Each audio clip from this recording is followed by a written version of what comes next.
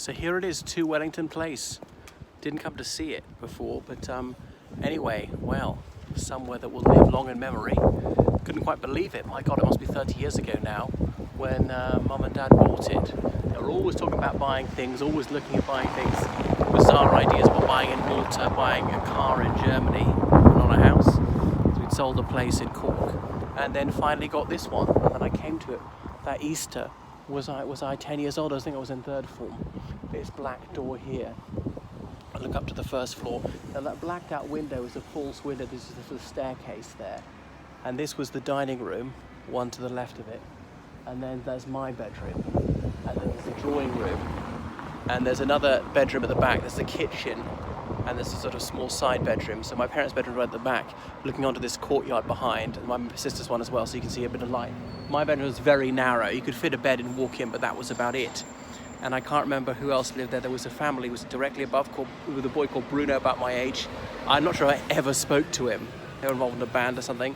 And the top was this old woman who had lots of little dogs. She had one of those sort of German camper van things. She's probably no longer for this world, because when I met her, my God, that must be 30 years ago, and she seemed to be about a century old at the time.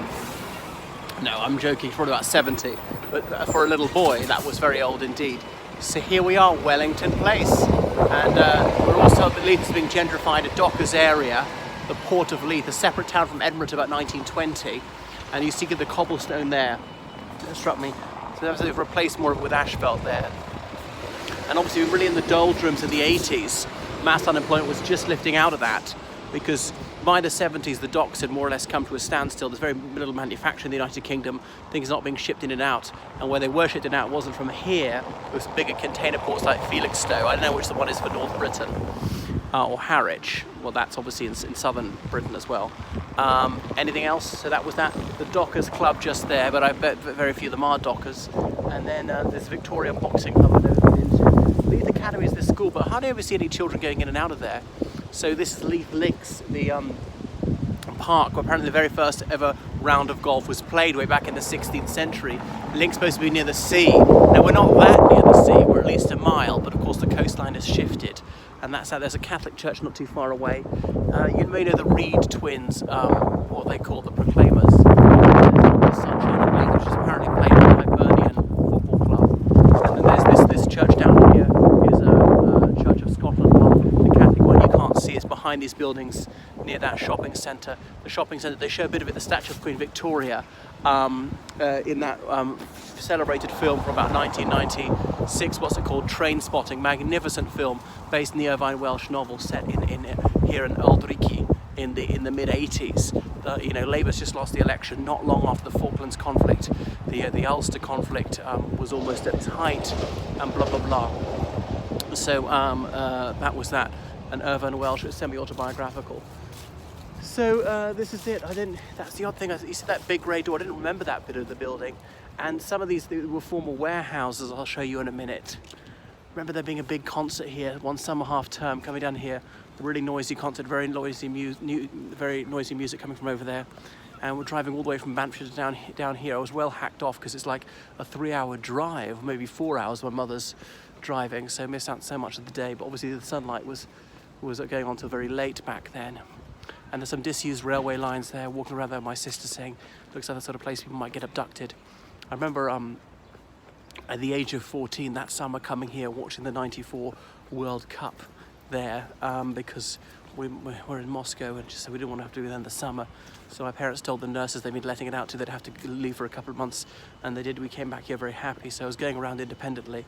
But I saw my friend Will George in Glasgow. I didn't see anyone else. It was before mobile phones, so I couldn't easily contact people. I think I went up to Gordonson, but didn't manage to see Thomas. He wasn't there when we dropped in on them unannounced. His mother kept saying he'd be so disappointed, which no doubt he was. And I can't think what else went on because I just couldn't get back in touch with my friends from prep school. I did see him once. I went to stay a night in their house. And that was wandering around the city on my own. I wasn't into soliloquising so much. Going to Max Models down the Royal Mile, walking around Arthur's Seat and so on, thinking about the Zulu War and everything.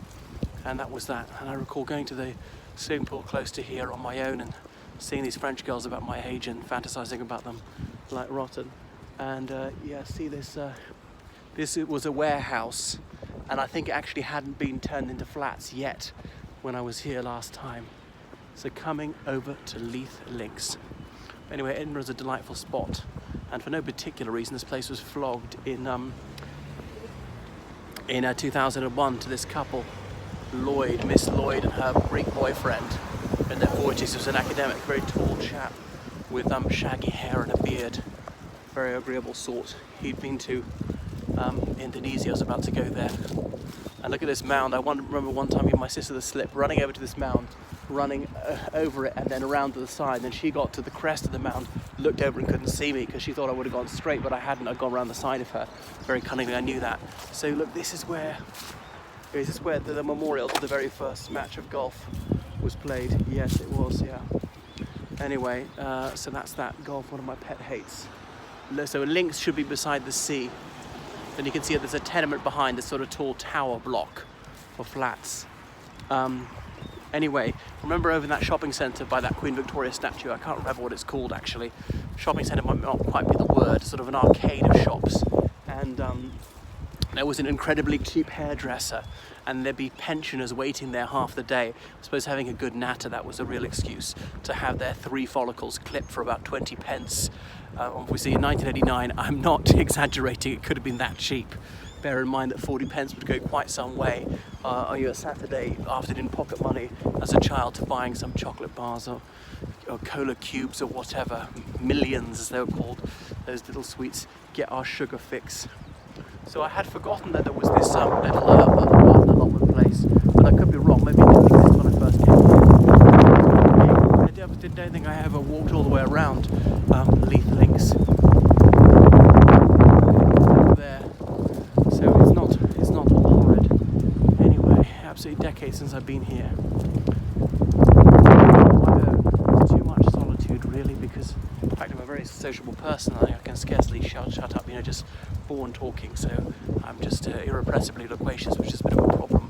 I remember this boy at uni, Matt Clark, saying to me, your mouth will get you in trouble one day. My goodness, he couldn't have been more right. I remember 11 years ago today getting that horrid news and meeting that person and thinking, my goodness, my life is over, might as well end it, and thinking, till 2 days earlier I actually had a future, but I shan't go into that. But anyway, here I'm still standing. It could have turned out far, far worse. So I'm very fortunate. I thank my lucky stars. So on a real high, I've got to remember just how blessed I am, how I have shown a complete lack of sagacity so many times, but it hasn't panned out too poorly for me. So really I'm blessed. Somebody up there likes me, it would appear. Not that I believe there is somebody, but yeah, I've often been my own worst enemy, so foolish, got this self-destruct tendency, and now always retracing my steps. I wonder why that would be, returning to the scene of the crime. Not that there was any crime. My goodness, I had just completely forgotten it was like that, but I could be wrong. Perhaps it wasn't in the early 80s. And there was a building with an SO label on it. We used to hate SO for what they did to Dad. Leith Athletic Football Club. I had no idea that was there. So the people who play on the links, but I didn't remember seeing a football pitch there.